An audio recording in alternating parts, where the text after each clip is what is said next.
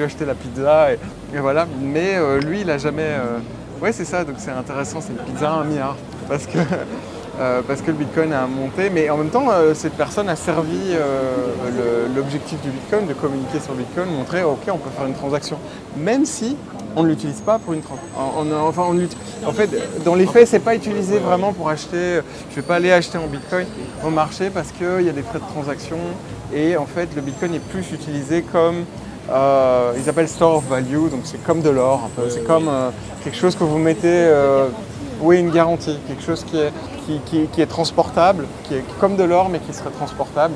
Puisque si vous avez arrivé à retenir votre seed phrase, on en reparlera. Je crois que je vais revenir aux questions parce que je digresse beaucoup trop. Ah non, mais c'est déjà tout complet. Mais donc la seed phrase, on en reparlera peut-être après. C'est votre phrase de récupération. Ah d'accord. Et c'est une phrase qui a 24 mots et elle vous permet d'accéder à votre clé privée.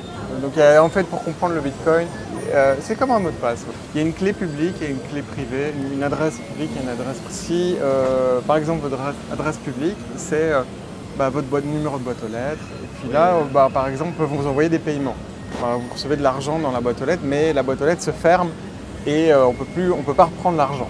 On imagine vraiment un coffre-fort. Donc l'argent tombe et il n'y a vraiment pas moyen de forcer la maison. Et d'ailleurs, il irait vraiment ailleurs, il serait même plus dans cette maison. Ouais, donc il est perdu dans le web.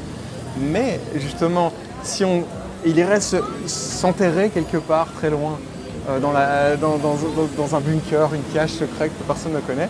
Mais en fait, ça, ce serait l'adresse privée, la clé, si on prenait une métaphore, la clé privée. Et si quelqu'un la connaît, alors il connaît où c'est.